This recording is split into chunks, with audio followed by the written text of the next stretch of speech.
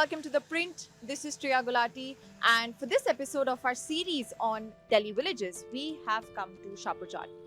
If Hauz Khas is known for rundown bars, Shahpur Jat has emerged as one of Delhi's boutique fashion hubs.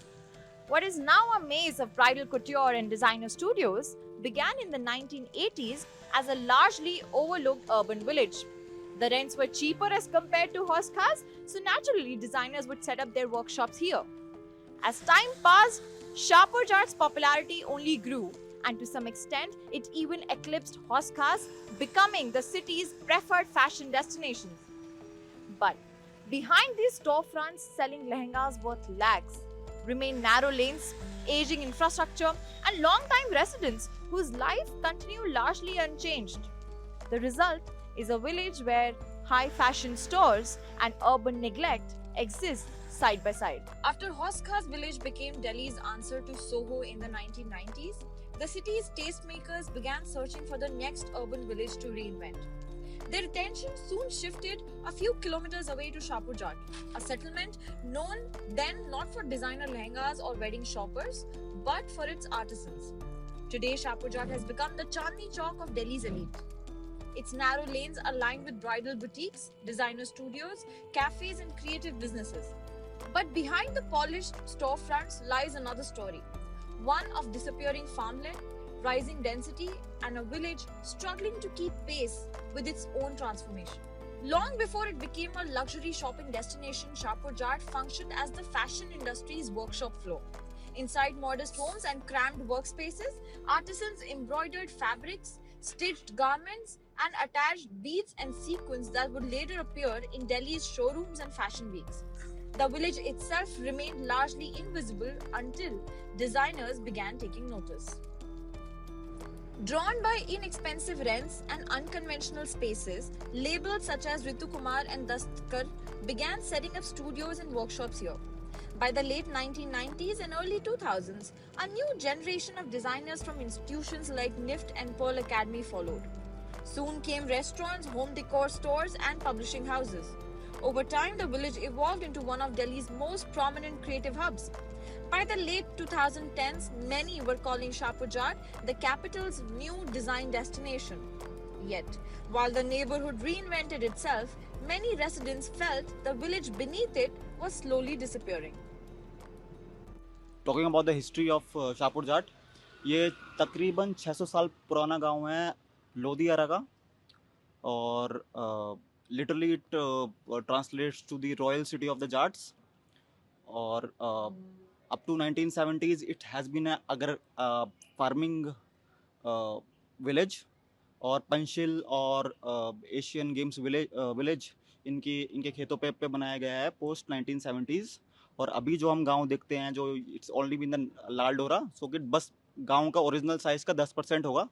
और mostly जो गांव वाले हैं वो मतलब पलायन की साइड है, because the village has a certain capacity कि इससे ज़्यादा लोग नहीं रह सकते, क्योंकि आपने देखा होगा बहुत पतली सड़कें हैं, हाँ, बहुत क्रैम्प है. इट हैज़ ए कैपेसिटी, क्योंकि जब ये गांव बसाया गया था, जब 500,000 लोग यहाँ पे ओरिजिनली रहते थे. अभी मतलब तकरीबन 20-25 हज़ार लोग अगर रह रहे हैं, तो it's very difficult to accommodate that kind of a amount of people.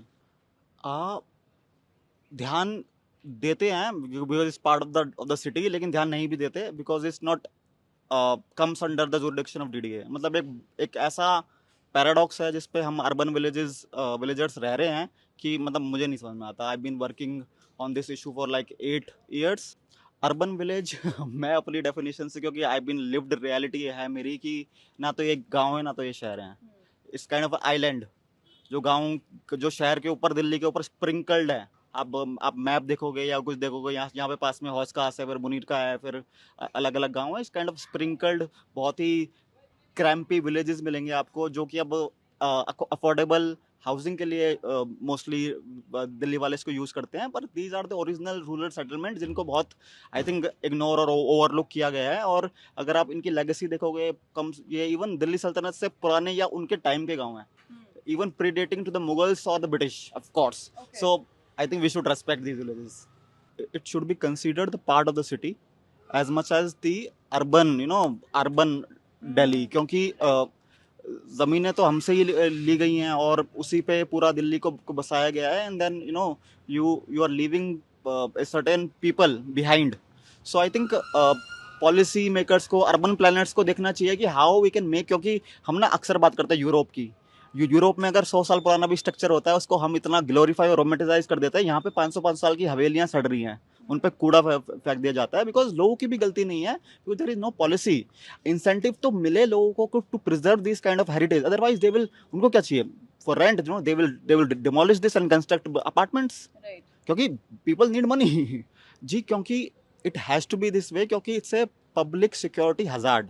आप इतने नैरो स्ट्रीट्स पे 6 फ्लोर बने हुए हैं एक साथ, तो और वहाँ पे इतना फायर का कुछ नहीं। अभी हम देख रहे हैं जगह जगह दिल्ली में, there lot of incidents. So we are like we are sitting on the fence. So सरकार की भी गलती नहीं होगी अगर सरकार को, लेकिन अब ये ना कि यहाँ पे लाल डोरे के अंदर सर्टेन पॉलिसीज इंप्लीमेंट नहीं होती सरकार की, तो क्योंकि ना लेन देन ही नहीं है, there has no exchange of policies, है ना। अब गांव वाले ये सोचते हैं कि जब हमको फैसिलिटी मिली ही नहीं तो हम टैक्सेस क्यों दें, और दूसरी साइड ये बोलते हैं कि आप टैक्सेस नहीं देते तो हम आपको फैसिलिटी दे क्यों। So there has to be a bridge, there has to be a conversation, a dialogue.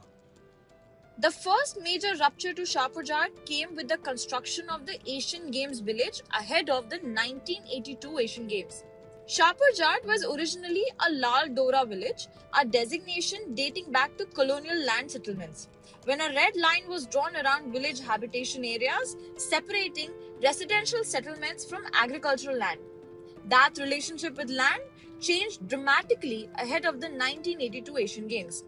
Large portions of Shahpur Jat's farmland were acquired for the construction of the Asian Games village.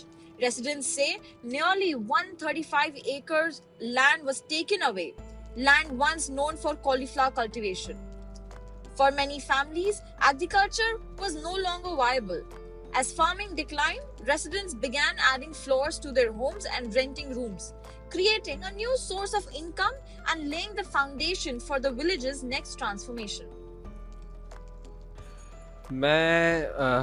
मेरा नाम मन्नत शर्मा है। मैं NSUI में जो कांग्रेस का student wing है उसका जनरल सेक्रेटरी हूँ दिल्ली प्रदेश का, और मैं भी कांग्रेस का एक्टिव वर्कर हूँ, यहाँ एक्टिव नेता हूँ। और साथ में हमारा जो गांव है शाहपुर जट, ये सिरी के टाइम से है। आप बाहर देखेंगे किला भी है सिरी का, तो उस टाइम से ये गांव बसा हुआ है। और गांव में अलग अलग कास्ट हैं, अलग अलग तरीके के लोग रहते हैं। अब ज़्यादातर रेंट बहुल हो गया है, मतलब रेंट के लोग ज़्यादा रह रहे हैं, पॉपुलेशन इंक्रीज़ हो चुकी है पहले से।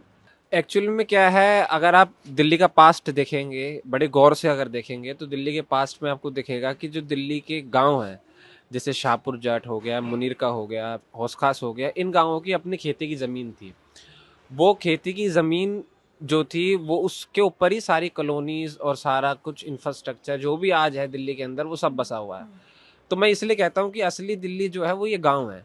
गाँव ने ही अपनी ज़मीन जो है उनकी एक्वायर करी गवर्नमेंट ने, और सब कुछ जो भी एस्टेब्लिशमेंट आ जाए, चाहे वो यूनिवर्सिटीज़ हों, चाहे वो आज इंफ्रास्ट्रक्चर हो, वो सब कुछ सब हमारे गाँवों की लैंड के ऊपर ही है। तो इसलिए मैं कहता हूँ असली दिल्ली जो है वो हमारे गाँव है। नहीं, वो डर नहीं था। एक्चुअली में क्या था, लोगों के पास इनकम की कमी थी, तो शोरूम आने से, रेंट इंक्रीज होने से, तो क्या हुआ, लोगों की जो फाइनेंशियल स्टेबिलिटी है वो मजबूत हुई। तो इसलिए क्योंकि खेत छिन चुके थे, खेतों में तो एक्वायरमेंट हो चुकी थी, तो वो चीज़ बची नहीं थी। तो अब जो बचा था वो आखिर में यही था कि भाई हमारा किराया विराया इंक्रीज हो, तो उससे अच्छा बेनिफिट। माहौल तो कुछ नहीं बदला, बल्कि और अच्छा ही हुआ, क्योंकि गांव फेमस हुआ। पहले तो शायद अगर आप शाहपुर जाट को देखेंगे तो इतना कोई जानता भी नहीं था, अब लेकिन इस फैशन स्ट्रीट के नाम से जानने लगे हैं। अब बाकी जो गांव के देहात के लोग हैं, जो मेनली गांव से ही बिलोंग करते हैं, जो बाहर से नहीं आए, जो दिल्ली के देहात के लोग हैं, वो अच्छे से जानते हैं। हम लोग आपस में सारे गाँवों को पहचानते हैं, जानते हैं। जैसे दिल्ली है, ये शाहपुर जट है, मुनीर का है, और भी है, नांगल देवत है, ऐसे ऐसे करके हम गाँवों को तो हम पहचानते हैं, क्योंकि हम खुद देहात के हैं। तो लेकिन जो दिल्ली से बाहर से आए हैं, जो सेटल्ड हुए हैं दिल्ली के अंदर, जो फ्लैट्स में रहते हैं, काम करते हैं, तो वो तो ऑब्वियस सी बात है, वो नहीं जानेंगे। उनके लिए शाहपुर जाट फैशन स्ट्रीट ही है, वो फैशन स्ट्रीट ही है, वो उसके पीछे का बैकग्राउंड नहीं जानेंगे कि भाई शाहपुर जट एक्चुअल में है क्या, ये गांव है, शहर है, क्या है। और अगर आप मोस्टली आज की यंग जेनजी से पूछेंगे तो वो तो गाँवों को दिल्ली में जानते नहीं होंगे, वो सोचते होंगे ये एक तरीके की कॉलोनी होगी, क्योंकि वो ये नहीं जानेंगे कि भाई ये क्या था पहले, ये क्या था। जब वो आज दिल्ली को देखते होंगे तो वो इस हिसाब से देखते होंगे कि दिल्ली में एक बड़ा इंफ्रास्ट्रक्चर है, ल्यूटियंस दिल्ली है, और बड़ी बड़ी टूरिस्ट स्पॉट्स हैं, स्पोर्ट्स कॉम्प्लेक्सेस हैं, एजुकेशन हब है। दिल्ली को इस हिसाब से कोई नहीं देखता होगा कि गांव भी थे दिल्ली में। हमारा मेन मोटिव ये है, जो हमारी यंग जनरेशन जो दिल्ली में सेटल्ड हुई है, या जो यंग जनरेशन हमारी गांव में आज उभर रही है, जो बड़ी हो रही है, वो गांव के कल्चर को जाने। वो ये जाने कि ये चौपाल का मतलब क्या है, बावरी का मतलब क्या है, गांव में पहले कैसे होता था, हमारे खेत क्या होते थे, ताकि लोग अपने रूट्स को ना भूलें। लोगों को पता रहे, हेरिटेज में ये पता रहे कि भाई हमारे गांव में भी पहले ये गांव भी कुछ नाम की चीज़ होती थी जिसने दिल्ली को कुछ दिया है, ताकि जो हमारी अपनी इंडिविजुअल आइडियोलॉजी, मतलब इंडिविजुअल जो हमारी आइडेंटिटी है, वो ख़त्म ना हो सके, लोगों तक वो रहे। आज भी है, अगर आप किसी से भी पूछेंगे, आज भी यहाँ अगर गांव में किसी से पूछेंगे, सबको पता रहती है, लेकिन हम चाहते हैं generation to generation pass on हो, ताकि ये हिस्ट्रिकल रिकॉर्ड्स में रहे कि भाई हमारे गांव का भी कुछ है। क्योंकि देखो, अगर आप हिस्ट्री को देखेंगे ना, तो किसी की आइडेंटिटी मिटने में कोई बड़ी बात नहीं होती। तो हम चाहते हैं ये आइडेंटिटी वो रहे, कंस्टेंट रहे, लोगों को पता रहे, लोगों को अपने रूट्स पता लगे, लोगों को पता रहे भाई दिल्ली में गांव भी थे, गांवों की आइडेंटिटी कुछ है। As designers moved in, Shapurjat's existing network of artisans became one of its biggest assets. Tailoring units, embroidery workshops, and small family-run businesses multiplied across the village.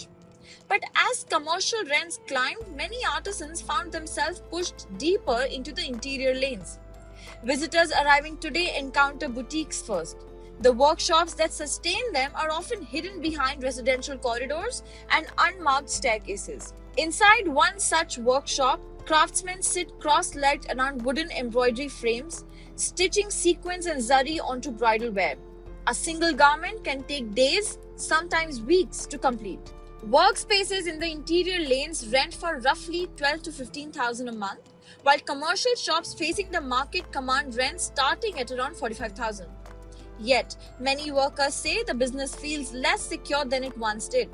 Orders fluctuate and competition has intensified as many designers increasingly employ in-house artisans. माहौल कैसा था? उस time काम तो बहुत होता था, अभी फिलहाल काम उतना नहीं है। पहले क्या किस तरह का काम होता था? कितनी कमाई हो जाती थी? कमाई तो क्या बताऊँ, अभी कमाई उतना है नहीं, अभी काम बहुत कम हो गया है। कम हो गया। उस टाइम पे बहुत ज्यादा था। हाँ, उस टाइम पे मार्केट भी तो ये काफी पॉपुलर हाँ थी। पॉपुलर था यहाँ पे शाहपुर जेट में, अभी उतना ये है नहीं यहाँ पे पहले जैसा। पहले जैसा नहीं है। तो कितना ड्रॉप आया होगा आपके बिजनेस में? 30-40%? हाँ 30 नहीं, 20-25%। 20-25%। मिनिमम 20 ईयर्स हो गया। 20 इयर्स। हाँ तो जी। आपका ये वर्कशॉप कितना पुराना है? ये 2011 में किया हुआ था। 2011 में। तो उस टाइम पे तो ये बाहर जो स्टोर्स हैं वो तो आना शुरू हो गए थे, जैसे ये फैशन स्ट्रीट जो आज शाहपुर चाट बन गया है। तो आपने इस गाँव मतलब उस वजह से आपका रोजगार कैसे बढ़ा है? नहीं, ये बुटीक का काम तो पहले भी अच्छा था और अभी भी धीरे धीरे बेहतर है। बुटीक का बाकी जो बड़ी बड़ी कंपनियां हैं वो सब यहाँ पर नहीं है, बाकी बुटीक लाइन का काम चल रहा है। बुटीक लाइन का तो आप लोग किसको ये आप जितना भी यहाँ पे सूट साड़ी स्टिच होती है वो आप किसको बेचते हैं? हम लोग ये चांदनी चौक होलसेल करते हैं। अच्छा, तो ये बाहर जो बड़े बड़े स्टोर्स हैं यहाँ पे नहीं, ये लोग नहीं खरीदते हैं? नहीं, इनका अलग काम है। ये लोग ना ऑर्डर पे बुक करते हैं, जैसे जो बाहर से बड़े बड़े कस्टमर आते हैं उनके लिए ये बुक करके और उनको ऑर्डर पे बना के देते हैं। तो वो आप ही से बनवाते हैं? हाँ, जैसे हम लोग जैसे बनवाते हैं, पर हम लोग नहीं बनाता हूँ, पर इस टाइप का फैक्ट्रियाँ बहुत है। अच्छा। जो वो लोग बना के देते हैं, ठीक है। पर हम लोग बुटीक का काम नहीं, जैसे हम लोग होलसेल पे ज़्यादा वो फोकस करते हैं, जो क्वांटिटी में माल बनता है। तो यहाँ पे आपके जैसे कितने बुटीक्स होंगे? काफ़ी सारा है, हर समझ लो 3 घर छोड़ के 2 में है फैक्ट्रियाँ। अच्छा। हाँ, अभी बगल में ही है, इधर भी है। तो कितना आप लोग का मार्जिन होता है लगभग? मार्जिन यानी मिनिमम वही है जो 60-70 तक कमा लेते हैं मंथली। ठीक है। उनके लिए फिर स्टाफ भी है, जैसे लगभग हम लोग पास 20 स्टाफ है टोटल। एक फैक्ट्री यहाँ भी एक जगह और भी है। तो टोटल 20 स्टाफ है। तो 60-70 महीने का 60-70 हज़ार महीने का। मंथली। हाँ उसके बाद तो आप शाहपुर में ही रहते हैं? हाँ जी, रेंट पे ही रहता हूँ Shahpur. The arrival of affluent customers and entrepreneurs also exposed villagers to lifestyles very different from their own. For many residents, women running businesses, driving independently, or smoking in public was initially unfamiliar sight. Residents say the village's social outlook gradually changed alongside its economy. But as the glamour became routine, many residents found themselves looking back at what had been lost. For many long-time residents, the story of Shahpur Jat is still told through land. ये जी 1980 तक है ना, यहाँ पर खेती बाड़ी होती थी। ये जब से एशियाड विलेज बना तब से हमारे गांव की जो है काफ़ी हद तक परिवर्तन आया इसमें, कि अब हम शहरीकृत हो गए हैं। पहले एकदम गांव था, खेती बाड़ी होती थी, पशुपालन था, जैसे गांव में होता है वैसे था। अब तो हमारे गांव के आगे बस गांव लिखा है, तो असलियत में गांव का कुछ भी नहीं है, शहरीकृत है। आप आगे की तरफ जाएंगे तो वहाँ गौरा स्ट्रीट, फैशन स्ट्रीट, हर तरह के आपको जो है फैशन डिज़ाइनर, काफ़ी फिल्म इंडस्ट्री के लोग भी यहाँ आते हैं। लेकिन हमारी इस तरफ नहीं है कुछ भी। हमारे इस तरफ गांव का ये बैक साइड है, फ्रंट की तरफ तो यहाँ काफ़ी पार्किंग की सुविधा है उस तरफ, तो उस तरफ से जो है ज़्यादा लोग आते हैं। हमारी इस एरिया में पार्किंग ना होने की वजह से बड़ी समस्या है। तो जिन लोगों की आगे की तरफ दुकानें हैं वो लोग यहाँ नहीं रहते हैं? हाँ, पैसा आ जाता है तो अभी अच्छी अच्छी जगह चले गए, कुछ हौज खास में शिफ्ट हो गए, कुछ गुड़गांव चले गए, कुछ जो है यहाँ से जो बेटर वो थी लोकेशन उसमें चले गए हैं जब उनके पास ज़्यादा तो पैसा यहाँ था। पे जो अभी लोग हैं जो जाट कम्युनिटी के हैं, वो किस कास्ट को बिलोंग करते हैं? सभी जाट हैं और हमें जो है पवार गोत्र है हमारा। पवार को। हाँ, मोस्टली यहाँ पे पवार है, कुछ घर डागरों के हैं। अच्छा, तो लास्ट के जैसे आपने बोला कि पहले यहाँ पे खेती बाड़ी होती थी और अब चीज़ें बहुत बदल गई हैं, लेकिन ये जो गांव है ये ना गवर्नमेंट के जुरिस्डिक्शन में आ रहा है ना डीडीए के जुरिस्डिक्शन में आ रहा है। तो देख के तो ऐसा लग रहा है कि देखिए जैसे तार, इतनी गर्मी हो रही है, अभी मालवीय नगर में इतना बड़ा हादसा हुआ, यहाँ पे इतनी तारें लटक रही हैं, इतने बड़े बड़े घर हैं, तो और इतनी पतली पतली सड़कें हैं, तो कोई भी हादसा हो सकता है यहाँ पे। हाँ, बिल्कुल हो सकता है। ये तो हमने कई बार लिख कर भी दिया है, कई बार हमारे RW ने बोला है कि ये जो तारों का महाजाल है इनको हटाया जाए, लेकिन कोई सुनता ही नहीं है। हट भी जाते हैं तो ये छोटे छोटे जो केबल वाले हैं ये आ जाते हैं, फिर से हो जाता है। एक बार हटा भी था, एक बार मुहिम चली थी, देखो ना यहाँ नंगे तार एक भी नहीं है, अब सब कुछ ये मोटा तार है, लेकिन अब उसके बावजूद ये फिर केबल वाले तार आ गए। ये ऐसा होता रहता है, हटा भी देते हैं। पर ये सड़कें भी आप देखिए इतनी पतली पतली, सनलाइट ही सूरज की रोशनी ही नहीं आ रही है अंदर तक सड़कों पे, तो लोग कैसे आएंगे? क्या हुआ कि हमारे पहले गांव था ना, तो लाल डोरा नहीं बढ़ा, सभी गांव का लाल डोरा बढ़ा, इसका हमारे गांव का नहीं बढ़ पाया, क्योंकि एक बाउंड्री बना दी गई, बाहर डीडीए फ्लैट है, उधर खेलगांव बन गया, उधर हौज खास कॉलोनी है, कॉलोनी क्या वो तो एकदम अर्बन वो है, DLF का कटी हुई है। तो हमारी जनसंख्या बढ़ती चली गई, तो हम लोग मजबूरी में हम ऊपर बढ़ते गए। एक पहले 2 मंजिल बने, फिर 3 मंजिल बने, फिर 4 मंजिल बने, अब हम जाएं तो जाएं कहाँ? पहले तो एक दादा था, फिर उसके 2 बच्चे हो गए, फिर उसके 4 हो गए, 4 के फिर और बच्चे हो गए, अब एक बच्चा भी है तो भी परिवार बढ़ गए, तो हम फैल तो सकते नहीं। आपके परिवार का कितनी पुरानी हिस्ट्री है यहाँ पे? जी, हम बाई बर्थ रहते हैं, हमारा गांव लगभग 700 साल पुराना गांव है। ये अलाउद्दीन खिलजी का किला होता था, अलाउद्दीन खिलजी की यहाँ पे कब्र भी है, और चारों तरफ गांव के एक दीवार भी है जिसे रेड फोर्ट बोलते हैं, उसी से ही रेड फोर्ट है, सिरी फोर्ट बोलते हैं। हाँ, सिरी फोर्ट में हमने NCERT के किताब में पढ़ा भी था कि अलाउद्दीन खिलजी ने सिर काट काट के दीवार में चिन्ह दिए थे, और उसी तब से इसका नाम सिरी फोर्ट पड़ा था। ऐसा सुनने में आया, 700 साल पुरानी बात है। तो आप जब छोटे थे तो आपकी बचपन की मेमोरी क्या है इस गांव में पले बड़े? जब हम छोटे थे तो गांव के बाहर एक जोड़ होता था। क्या होता था? जोड़ जिसे तालाब बोलते हैं। हाँ। जिसमें भैंस भी वगैरह जानवर हमारे हाँ, नहाते थे हाँ। और हम भी खूब नहाते थे हमने तैरना उसी से सीखा था। तो ये 80s की बात कर रहे हैं? नहीं नहीं, ये तो और भी पुरानी बात है। 80 के बाद तो यहाँ सब कुछ बदल गया फिर। 80s में बदलाव आना शुरू जी हुआ। जी जी, एशियाड 82 खेल हुए ना, हाँ। तो उससे पहले 2-3 साल पहले बिल्डिंग बनना स्टार्ट हो गई थी और कुछ स्पोर्ट्स कॉम्प्लेक्स बनना स्टार्ट हो गया था और तब से ये परिवर्तन आया है। तो तालाब था और क्या था?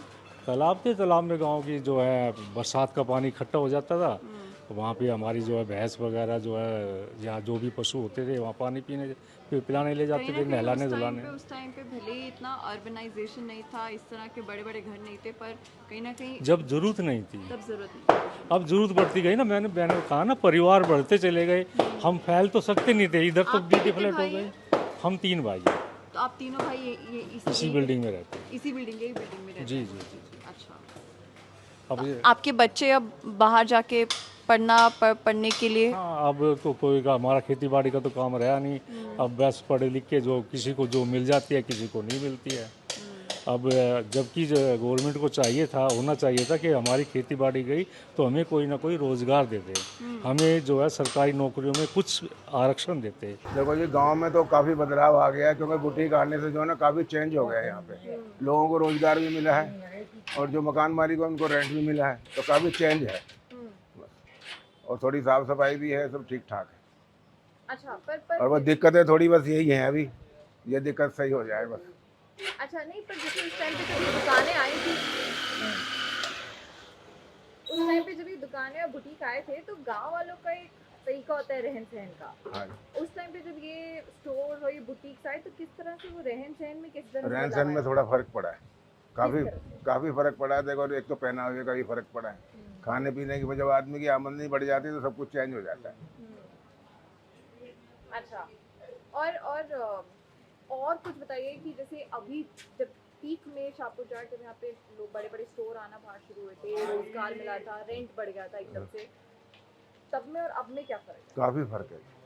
किस तरह? देखो, लोगों का रेंट बढ़, यहाँ पर रेंट की कमाई हो गई लोगों को, तो रेंट की जो कमाई होगी तो फिर तो लोग कुछ ना कुछ तो चेंज हो गई। ये तो है नहीं कि पहले तो आमदनी थी 100 रुपये की, अब एकदम होगी 10,000 की, तो कहाँ 100 रुपये कहाँ 10,000, तो काफ़ी चेंज तो हो गई। तो वो चेंज क्या रहन सहन, पहनावे में? न पहनावे में काफ़ी चेंज है, और मैं थोड़ा खुल के बताऊँ आपको तो आप यूँ कहोगे क्या है, काफ़ी चेंज हो चुका है। नहीं प्लीज बताइए। नहीं, काफ़ी चेंज है। देखो, पहनावे में पहले तो ऐसे ही था, जो देसी लोग थे अपने जैसे मर्जी कपड़े पहन लेते थे, अब तो कपड़े ही सब फैंसी पहन रहे हैं। हाँ। और पहले तो औरतें आईब्रो भी नहीं बनवाती, अब तो आईब्रो भी बनवाती हैं आगे, और वो लोग तो काफ़ी चेंज है। तुम थोड़ा मॉडर्न हो गया है गाँव, ये आप हाँ, कह रहे काफ़ी मॉडर्न हो गया है। हैं। हाँ। क्योंकि लेकिन उस मॉडर्नाइजेशन में कहीं ना कहीं जो मन्नत भी बोल रहे थे कि कहीं ना कहीं वो गांव का जो एसेंस है वो लोग भूलते जा रहे हैं कि शाहपुर जाट फैशन स्ट्रीट नहीं था, वो गांव ही था। ये तो शुरू से ही गांव था। फैशन स्ट्रीट का इसका नाम बाद में ही लोगों ने रखा है। किसी ने फैशन स्ट्रीट लग रही है, कहीं पे कहीं डागर चौक है, कहीं कुछ, ये सब चेंज हो गया। The story of Shahpur Jat is ultimately the story of Delhi's urban villages themselves. Like Hoskas village, Ladusarai, Khirki extension and Mehrauli, Shahpur Jat has been repeatedly reimagined by waves of newcomers searching for affordable space and creative freedom. The boutiques, publishing houses, studios and restaurants that arrived over the years changed how outsiders viewed Shahpur Jat. But for many residents, the central question remains unchanged. How much transformation can a village absorb before it ceases to be one?